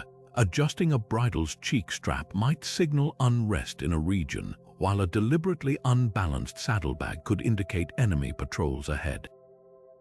At a glance, one rider could silently warn the next of dangers without breaking stride. The Greek historian Xenophon, who witnessed the system firsthand, described how Persian couriers crossing hostile territory would switch to mares in heat, their scent driving nearby cavalry horses to distraction, thwarting potential pursuers. What truly set them apart were their emergency protocols. If ambushed, riders were trained to swallow critical messages written on edible rice paper or, in extreme cases, stab their own horses to trigger a collapse that would disguise them as mere victims of accident.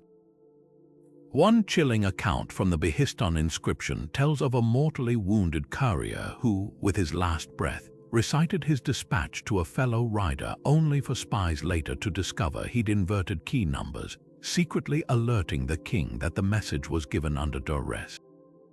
The network's legacy reshaped global communication. From the Mongol Yam stations to the Pony Express, echoes of Persia's mounted spies endure. But their greatest achievement was proving that information, not just armies, could dominate continents. When a rebellion erupted in Egypt, the king in Persepolis knew before the rebels' own allies in Palestine, because while men sleep and armies march, the hooves of the Paradasish never stopped. In the end, their speed didn't just carry messages, it strangled threats in their crib. In the sun-baked battlefields of the Mediterranean, where Greek hoplites stood as the era's elite warriors, Persia turned its enemies' greatest strength into a devastating vulnerability, their own soldiers. The Greek mercenary spies were a masterclass in psychological warfare, flipping battle-hardened veterans into double agents by exploiting the one weakness no Spartan or Athenian could resist: cold, hard silver. These weren't just defectors, they were carefully cultivated assets, their insider knowledge of phalanx formations and naval tactics dismantling Greek defenses from within. Consider the case of the 10,000, the famed Greek mercenary force that fought for Cyrus the Younger. What their chronicler Xenophon didn't reveal was how Persian intelligence had infiltrated their ranks years earlier. A disgruntled Spartan officer, exiled after a drunken brawl, might suddenly find generous employment training Persian satraps' troops, only to later escape back to Greece with exaggerated tales of Persian weaknesses. These returning veterans became unwitting vectors of misinformation, their inside knowledge carefully curated by Persian handlers. Before the Battle of Cunaxa, such double agents convinced Greek commanders that Cyrus' forces were poorly disciplined, a fatal miscalibration when the Persian cavalry actually struck with terrifying coordination. The brilliance of this network lay in its understanding of Greek warrior culture. Persian recruiters targeted not the starving desperate but the ambitious, those frustrated by their city-states' rigid hierarchies. A Thessalian cavalry officer passed over for promotion could be lavished with gifts at a Persian symposium, then sent home with a sealed promise, wealth beyond imagining, if he'd simply share garrison details next time. Others were blackmailed. A decorated Athenian strategos might wake from a drunken night in Ephesus to find Persian agents holding proof of his sacrilegious comments about the Delphic oracle. The choice was simple: disgrace or discreet cooperation. Their most devastating operations involved strategic misinformation. A Greek mercenary captured after a skirmish might be tortured into revealing false troop locations, an elaborate theater where his screams covered whispered instructions. Others played long games. A Rhodian admiral in Persian Pace spent years advocating for thinner hull planking in Athenian shipyards, ensuring entire fleets would splinter under Persian ram attacks. The historian Diodorus recounts how a single Theban double agent delayed crucial reinforcements to Plataea by convincing his commanders the Persians had poisoned local wells, a lie that forced days of unnecessary water rationing before battle. But the system's true cruelty was its self-perpetuating distrust. When the Spartan general Clearchus grew suspicious of his own lieutenants, executing two on vague suspicions of Persian ties, he didn't realize he'd been manipulated into purging loyal officers. Persia's spies didn't just recruit Greeks, they weaponized Greek paranoia against itself. By the time Alexander invaded, the once unbreakable hoplite brotherhood had been fractured by decades of whispered accusations and sidelong glances. The mercenaries who stood at the Granicus River didn't just face Persian arrows, they fought under the shadow of doubt, wondering if the man beside them was already bought. What makes these double agents so unsettlingly modern is their resemblance to today's turned assets, the Snowden-style insiders who exploit systemic frustrations. Persia proved that the best way to defeat a culture of honor isn't to challenge it head-on, but to twist its pride into a noose. When gold couldn't buy loyalty, shame or ambition often did. And in that slow corrosion of trust lay victories no phalanx could withstand. Beneath the dappled shade of pomegranate trees and the heady perfume of Persian roses, the empire's deadliest secrets changed hands.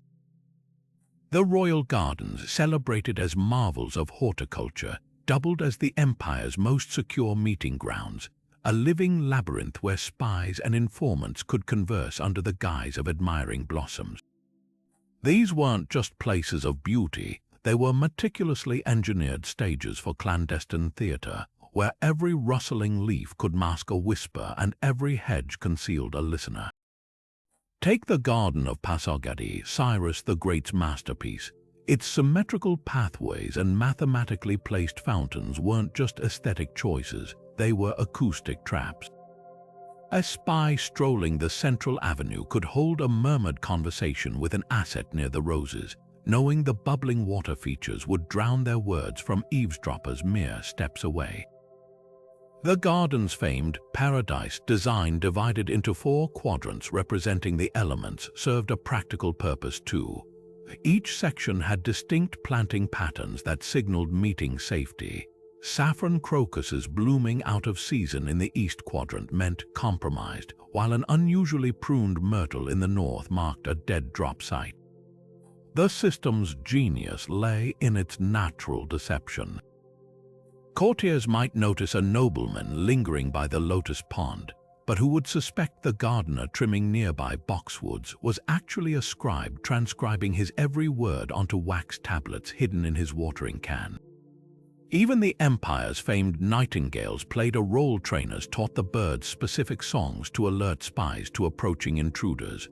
One account from the Persepolis tablets describes how a visiting Babylonian diplomat was lured into an isolated arbor to admire rare Syrian ivy, only for his drunken boasts about troop movements to be overheard by a slave harvesting figs overhead. But the garden's true power was their social camouflage. In a culture where elite men were expected to recite poetry among the flowers, operatives could pass sensitive intelligence as flowery metaphors. A line praising roses that bloom while others wilt might confirm a rival's weakening health, while a complaint about thorns among the jasmine could signal traitors in the court. Some plants even served as living ciphers, the number of blooms on a particular cassia tree corresponding to enemy battalion sizes, or the spacing of cypress saplings encoding dates for upcoming raids. The most audacious exchanges happened during royal garden parties. A server offering wine might press a message into a general's palm with the goblet, while dancers swirling veils concealed hand signals to waiting assassins. The historian Athenaeus recounts a feast where Darius Roman III spymaster identified a Macedonian spy by the way he hesitated before plucking a quince, a fruit Persian operatives knew was considered unlucky in his homeland. The garden's very opulence became their best weapon. No foreign envoy could resist boasting where beauty loosened tongues. Modern intelligence agencies still study these techniques, from bugged park benches to dead drops in botanical gardens. But Persia's innovation was recognizing that the best cover isn't invisibility, it's making people dismiss what's right before their eyes. When every petal could hide a plot and every gardener might be a spymaster, even paradise had teeth. The true secret of these gardens wasn't how things grew, but how much more grew beneath the surface. Tax collectors in ancient Persia didn't just demand gold, they extracted secrets. Wielding clay tablets instead of daggers, these bureaucratic spies turned financial audits into psychological warfare, uncovering rebellion not through intercepted letters, but through discrepancies in grain stores and suspicious fluctuations in livestock counts. To the untrained eye, they were mere accountants. To the throne, they were the ultimate early warning system, men who could smell treason in a satrap's unbalanced ledger long before it reached the battlefield. Consider the routine inspection of a seemingly loyal governor in Armenia. His tribute payments arrived punctually, his declarations of fealty effusive. But when royal assessors compared his reported harvests against temple offerings and market prices, the numbers whispered rebellion. Why were his wheat reserves shrinking while local mills stood idle? Why did his tax receipts show fewer horses, yet his private stables brim with freshly shod mounts? The truth emerged in the gaps between columns. He was stockpiling for war. Within weeks, Persian troops arrived not to collect taxes, but to collect his head. The system's brilliance lay in its inescapable mundanity. Every noble, no matter how powerful, had to open his coffers to these number-crunching spies. While diplomats might deflect probing questions and generals could conceal troop movements, financial records told unavoidable truths. Persian assessors developed forensic accounting techniques that would feel startlingly modern, tracking ink variations across receipts to detect forgeries, noting where patterns on coin dies to identify unauthorized mints, even analyzing the thread counts in woven goods to catch undervalued imports. A Babylonian chronicle describes how one tax spy exposed a corrupt satrap by recognizing that his claimed linen shipments couldn't possibly match the region's flax production. But their true weapon was psychological. The very appearance of assessors triggered waves of panic among the disloyal. Some governors, fearing scrutiny, overcompensated by sending exaggerated tributes, a red flag that prompted even closer inspection. Others made the fatal mistake of bribing tax collectors, unaware that these officials were duty-bound to report all such offers as proof of guilt. The historian Polybius recounts a delicious irony. A rebellious Median prince tried to buy off his assessor with a chest of silver, only for that same chest to become exhibit in his trial for embezzlement. Perhaps their most chilling innovation was the Gilded Audit, a staged financial review designed not to uncover crimes but to provoke them. Assessors might deliberately overlook minor discrepancies, lulling a satrap into false security before springing a full investigation. Others spread rumors of impending audits in one region while quietly descending upon another, catching conspirators mid-conspiracy. The archives at Susa contain a telling boast from Darius I. "My tax collectors are the needles that stitch the empire together, and their threads are woven with the fear of every dishonest man." Modern parallels abound, from IRS forensic accountants tracking mob bosses to sanctions investigators tracing oligarchs' hidden assets. But Persia's innovation was recognizing that money flows reveal more than just wealth. They map power, ambition, and betrayal.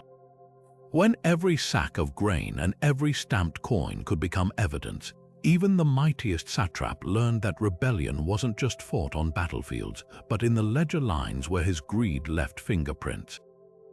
Silk and secrets flowed in equal measure through the caravans of the Sogdian traders, the master merchants of the Silk Road who turned commerce into an art of espionage. Based in the bustling oasis cities of Samarkand and Bukhara, these dealers in spices and jewels operated with a dual loyalty to their prophets and to the Persian kings who quietly funded their expeditions. While their caravans carried silks westward and glassware eastward, their true cargo was intelligence gathered from every tavern, marketplace, and border checkpoint along the Earth's most lucrative trade route. What made the Sogdians perfect spies wasn't just their mobility, it was their neutrality. Unlike Persian envoys who drew suspicion, these merchants were welcomed everywhere, their multilingual fluency and reputation for discretion making them ideal confidants. A Chinese border official might casually mention troop movements while haggling over bolt of brocade, never suspecting the Sogdian traders' quick fingers were tallying numbers on an abacus disguised as a counting board. A drunken Byzantine officer bragging about his garrison's weak points over cups of fermented mare's milk didn't realize his companion's laughter covered the memorization of every detail. The system thrived on social alchemy, turning casual gossip into geopolitical gold. Their trade goods doubled as espionage tools. Hollowed-out camel bells hid scrolls mapping mountain passes, while bolts of dyed fabric used color sequences to encode army sizes. One ingenious method involved mislabeling jars of wine. A batch marked 14 days aged might indicate 14 enemy ships spotted in a Caspian port. Even their famed Sogdian letters, the ancient equivalent of business correspondence, contained hidden meanings. A seemingly mundane note complaining about poor quality jade from cotton could warn Persian spy masters of political unrest in the region, as jade quality was a well-known metaphor for governmental stability in their coded lexicon. But the real stroke of genius was their system of whisper caravanserais, inns along the Silk Road where intelligence was exchanged as discreetly as coins changing hands. A trader selling lapis lazuli in Merv might leave a coded price tag on his stall, By nightfall, a Persian operative would retrieve the attached message without the men ever speaking. Other drops were timed to celestial events. A particular star's alignment might trigger the opening of a sealed chest in a Kashgar warehouse, its contents only interpretable with a cipher wheel hidden in a merchant's sleeve. Chinese annals recount how a Sogdian tea inspector delayed a Tang military convoy by insisting on tasting every crate, a stalling tactic that allowed Persian allied nomads to destroy a bridge ahead of the troops. The Sogdians' most enduring legacy was their mastery of economic warfare. By strategically manipulating markets, they could destabilize regions before Persian armies arrived. A sudden spike in wool prices in Bactria might cripple local armorers' ability to produce padded armor for cavalry. Fake shortages of salt, an essential preservative, could force enemy garrisons to prematurely slaughter their livestock.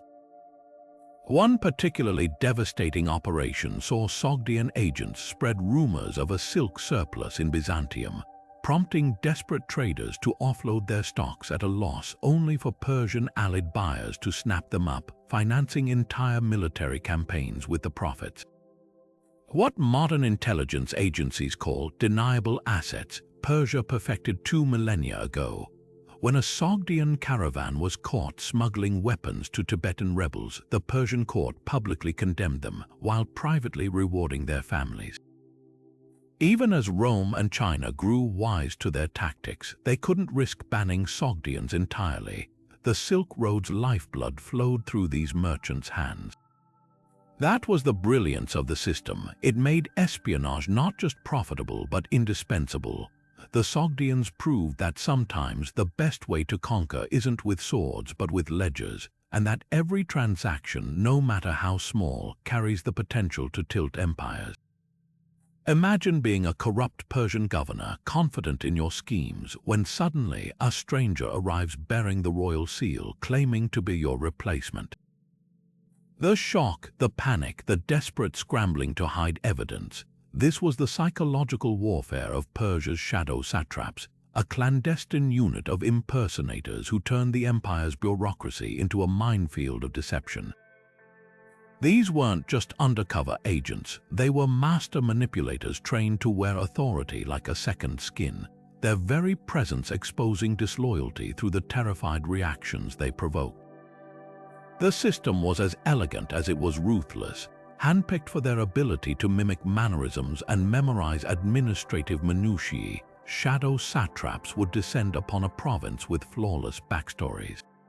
Some posed as newly appointed tax collectors, accidentally overestimating harvest yields to see which officials quietly paid the inflated sums, a sure sign of embezzled reserves. Others arrived as royal architects demanding inspections of fortresses, their measuring rods secretly noting which walls had unreported repairs suggestive of rebel preparations. One account from the Persepolis tablets describes an operative who impersonated a dying satrap's long-lost heir, inheriting the household just long enough to uncover coded correspondence with Egypt hidden in the man's funerary urns. Their true genius lay in exploiting bureaucratic psychology. A real satrap might resent audits but would follow protocol. A guilty one would panic. When a royal treasurer suddenly demanded to reconcile a province's ledger with its temple donations, honest officials produced records, while traitors often offered bribes or fled. The historian Ctesias recounts how a shadow satrap in Lydia exposed a conspiracy by pretending to join it. His theatrical reluctance, surely the king would notice missing horses, prompting the plotters to boast about their hidden cavalry reserves. Within days, Persian troops arrived to confiscate those very horses, leaving the rebels defenseless. Perhaps their most chilling tactic was the false purge. A shadow satrap would clean house by executing a few minor officials for fabricated crimes, watching who celebrated or grew nervous. In one notorious case, an impersonator in media staged his own assassination, revealing the entire provincial court's complicity when their hastily altered financial records proved they'd anticipated his death. The real executioners came at dawn, These operatives reshaped governance itself. The mere rumor of a shadow satrap's presence could trigger waves of confessional letters to the crown from guilty officials seeking mercy. Some historians argue this network prolonged Persia's dominance more than its armies because where swords conquer land, fear conquers minds. Their legacy whispers a timeless truth. The most effective rulers aren't just obeyed, they're imagined in every stranger's face, every unexpected knock, keeping corruption perpetually glancing over its shoulder. The desert is a master of deception where heat shimmers conjure phantom lakes and shifting sands erase entire trails. Persia's spies didn't just navigate these illusions, they weaponized them, turning the mirage itself into a tactical advantage. In the vast wastelands bordering the empire, invading armies didn't just battle Persian arrows, they fought against the landscape itself, manipulated by operatives who understood that in the desert, perception is deadlier than any sword. One of their most devastating tricks was the false oasis gambit. Scouts would identify natural depressions where heat distortion mimicked water's shimmer, then enhance the illusion with carefully placed sheets of polished bronze or mica. A desperate Greek column, parched after days without water, would spot this glimmer on the horizon and veer off course only to march deeper into barren wastes while Persian archers picked them off from concealed ridges. The historian Polyaenus describes how Cyrus the Great used this tactic against the Massagetae, luring Queen Tomyris cavalry into a salt flat where their horses collapsed from exhaustion, their tongues black with thirst. But water wasn't the only illusion.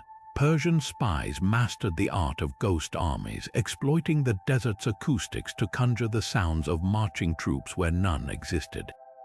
By dragging hollowed-out logs filled with rattling stones across resonating rock faces, they could simulate the approach of thousands, a terrifying echo that sent scouts reporting non-existent flanks. Others used smoke and dust to stage phantom movements, setting controlled fires in distant wadis or stampeding herds of wild onagers to mimic cavalry charges.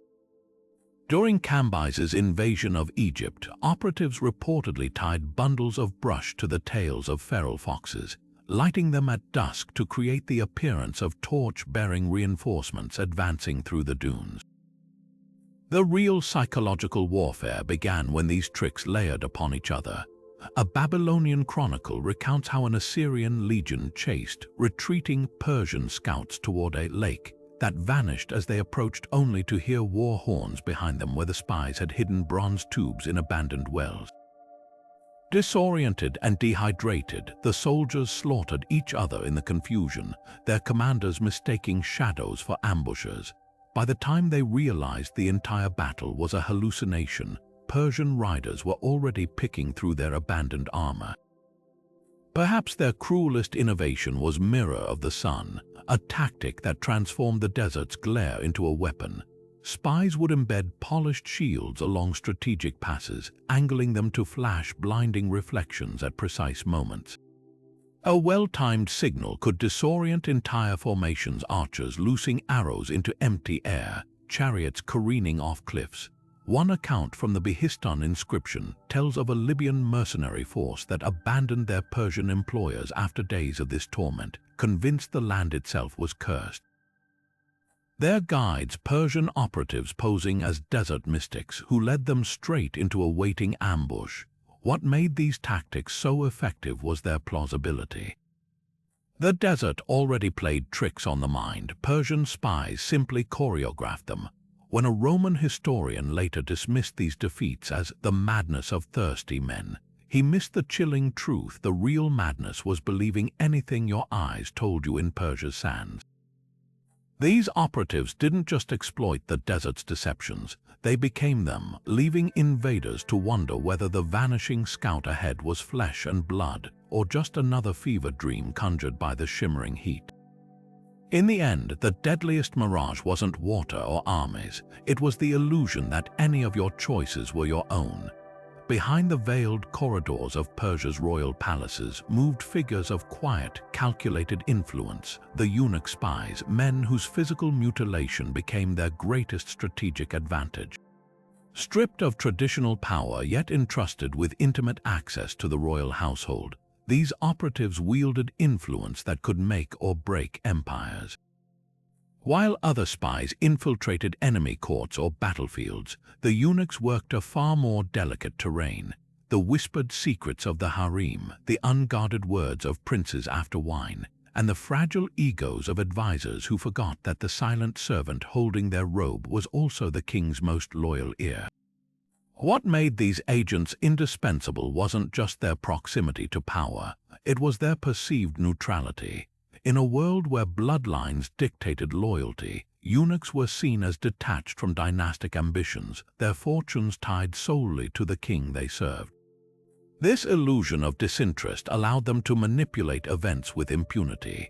A eunuch might console a neglected queen by suggesting her rival's child was illegitimate, sparking palace investigations that conveniently eliminated threats to the throne. Another could subtly steer a drunken prince into treasonous rants, later rescuing him from the king's wrath and ensuring lifelong indebtedness. The Greek historian Herodotus recounts how the eunuch Hermotimus orchestrated the downfall of a powerful noble by strategically leaking his bawdy jokes about the royal family, disguising the act as protective loyalty. Their methods were exercises in psychological precision. Eunuchs controlled information flow like master chess players, deciding which petitions reached the king's hands or which rumors accidentally slipped into royal ears. Some developed non-verbal signaling systems, adjusting a curtain's drape to indicate a visitor's trustworthiness or serving spiced wine to mark a conversation as suspect. One account from the Persepolis archives describes a eunuch who exposed an assassination plot by deliberately misplacing a physician's vial of medicine, then observing which courtier panicked at its disappearance. The most successful operatives weaponized their unique social position. Barred from traditional family life, many cultivated networks of adopted nephews, actually young spies placed in key households. Others exploited their access to royal women. A eunuch escorting a princess to her wedding could map foreign palaces under the guise of ensuring her comfort. Their physical condition, often mocked by outsiders, became the perfect disguise. Who would suspect the high-pitched voice humming lullabies to the crown prince of memorizing military discussions held in the nursery's adjoining chamber? Yet their power came at a brutal cost. Many eunuchs were captives from childhood, castrated specifically for royal service. The very mutilation that made them trusted also isolated them, creating a class of men with nothing to lose but the king's favor. This desperate loyalty bred astonishing feats. A eunuch in Artaxerxes' Roman II court reportedly swallowed hot coals rather than reveal his network under torture, while another during the Macedonian invasion smuggled royal children to safety by disguising them as laundry bearers. Their legacy is a paradox: the ultimate insiders who were forever outsiders, their influence shaping empires even as their names faded from scrolls. Modern parallels, from the court eunuchs of Byzantium to the trusted aides in today's political machines, prove their model endures. But Persia's innovation was recognizing that true control isn't about who stands closest to the throne, it's about who hears its quietest whispers, and no one heard more than the men the world forgot to see. Whispers became weapons in ancient Persia, where spies perfected the art of turning rumor into reality long before modern propaganda existed. The empire's echo chamber operatives didn't just gather intelligence, they manufactured it, seeding stories so potent they could topple regimes without a single drop of blood spilled. Imagine a Greek garrison waking to whispers that their commander had poisoned the local water supply, or a Babylonian merchant class convinced their gods had sent omens against their king. These weren't accidents, they were carefully orchestrated campaigns of psychological sabotage where perception mattered more than swords. The system thrived on cultural precision. Persian spies studied local superstitions, alliances, and grudges like scribes poring over sacred texts. In Egypt, they spread tales of crocodiles refusing to eat sacrificial offerings, a sure sign of divine displeasure with the pharaoh.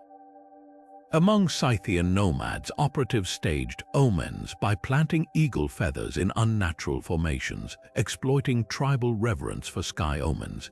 Even the timing of rumors was calculated, planting seeds of doubt about harvest yields just before tax collections could spark rebellions, while whispers of betrayal on the eve of battle might paralyze enemy commanders.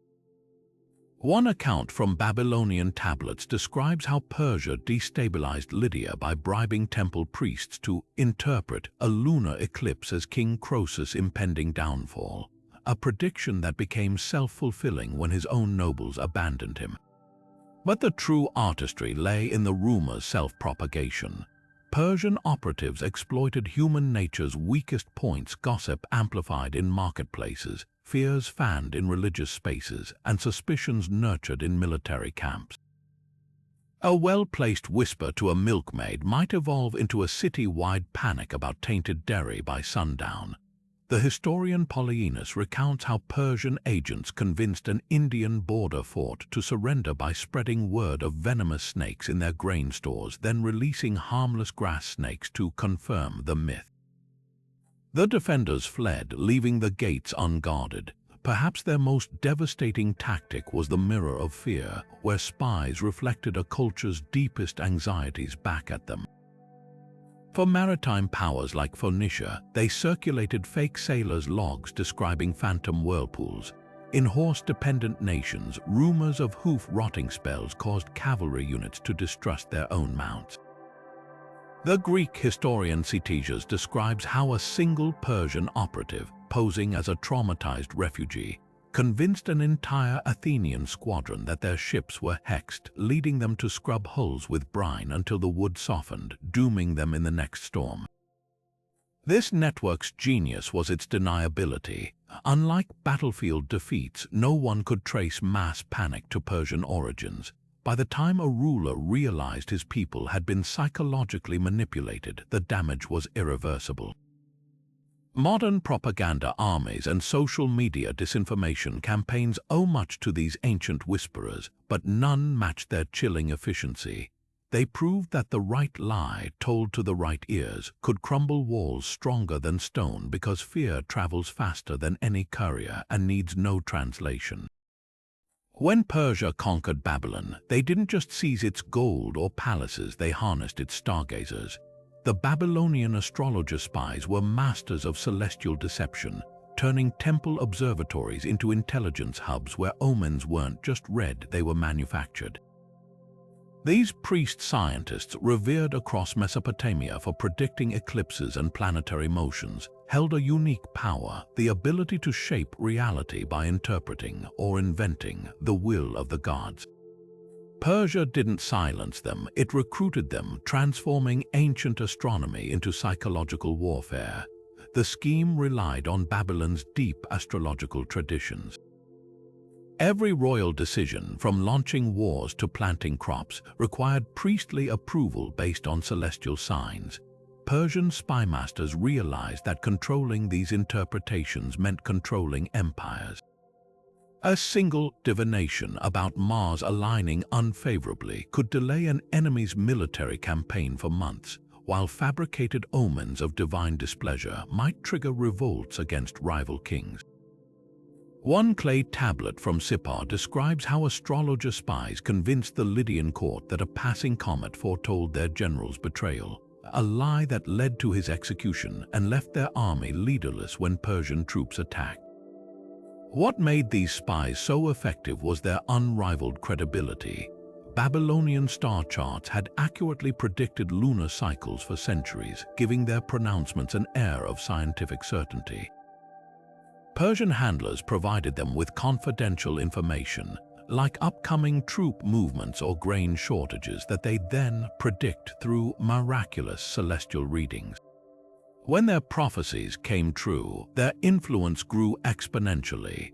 A Greek ambassador's memoir recounts his horror when a Babylonian priest correctly foresaw his hidden treaty with Egypt, not realizing Persia had intercepted his scrolls weeks earlier and fed the details to their astrologer assets. The system's true genius was its layered deception. Some omens served as covert signals, A particular arrangement of planetary symbols in temple announcements might warn Persian agents of unrest in a satrapy, while the timing of a public eclipse ritual could synchronize rebel uprisings. Other predictions were pure psychological manipulation. Before invading Egypt, Persian astrologers flooded the Nile Delta with prophecies about the serpent constellation devouring the ox, a clear metaphor for Persia's victory. By the time Cambyses' armies arrived, many Egyptians reportedly surrendered without fighting, convinced resistance was futile against divine will. Perhaps their most chilling innovation was retroactive divination. If a Persian operation failed, astrologers would discover that the original celestial signs had been misread, redirecting blame to enemy advisors. When Darius suffered setbacks in Scythia, his Babylonian spies promptly found new tablets, proving the expedition had been doomed from the start, due to conveniently overlooked Mercury retrograde warnings. This circular logic made failure impossible. Every outcome confirmed Persian righteousness. Modern propaganda machines still echo these tactics, from Soviet-era scientific predictions to today's algorithmically tailored disinformation. But the Babylonian astrologer spies demonstrated something timeless. The right story, wrapped in enough truth and delivered by a trusted voice, can move nations more surely than any army. They didn't just read the stars, they rewrote them, turning the night sky into a parchment where Persia's victories were always foretold. The mighty Persian spy networks, which had shaped empires for centuries, met their abrupt and irreversible end not through slow decay, but beneath the hooves of Alexander the Great's charging cavalry. When the young Macedonian king smashed through Persia's defenses at Gaugamela in 331 BC, he didn't just topple a throne, he unraveled an entire intelligence ecosystem meticulously built over generations. The royal couriers found their roads overrun by Greek soldiers. The eyes and ears of the king went blind and deaf as satraps switched allegiances overnight. Even the legendary Bedouin scouts, masters of desert deception, couldn't outmaneuver an enemy who burned entire cities rather than play cat and mouse in the sands. Alexander's conquest was more than a military victory. It was a systemic annihilation of Persian espionage's very foundations. Yet the death of these networks wasn't as simple as cutting off a single head. Like a hydra, the system had redundancies, regional spy masters with their own agents, temple scribes who still held ciphers, merchant informants operating beyond imperial borders. What truly doomed them was Alexander's cruel genius. He didn't just conquer Persia, he co-opted its infrastructure. The same royal roads that once carried Persian spies now bore Macedonian dispatches. The fire temples that had relayed coded messages were repurposed as Greek garrisons. Even the surviving Babylonian astrologers found themselves serving new masters, their celestial prophecies suddenly predicting Macedonian victories. Without the centralized authority of the King of Kings to coordinate them, the networks fractured into isolated remnants, their former cohesion dissolving like salt in the Euphrates. But the story doesn't end in the ashes of Persepolis. Persia's spycraft survived its empire, smuggled into new lands like precious contraband. Roman generals would later adopt Persian-style false defector programs, while Byzantine emperors mirrored the satrapal surveillance state. The famed Roman frumentarii grain inspectors turned imperial spies bore an uncanny resemblance to Persia's tax collector informants. Even the Parthians, who eventually expelled the Greeks, rebuilt intelligence networks using Persian veterans' knowledge, down to the same mirror signaling techniques and caravan dead drops. Historians have noted how Cleopatra's famed suicide by asp might have been inspired by Persian Vishkanya poisoners, a morbid case of espionage imitating art. The most enduring legacy, however, lies in the philosophical shift Persia's spies introduced to warfare. Before them, battles were won by brute strength or divine favor.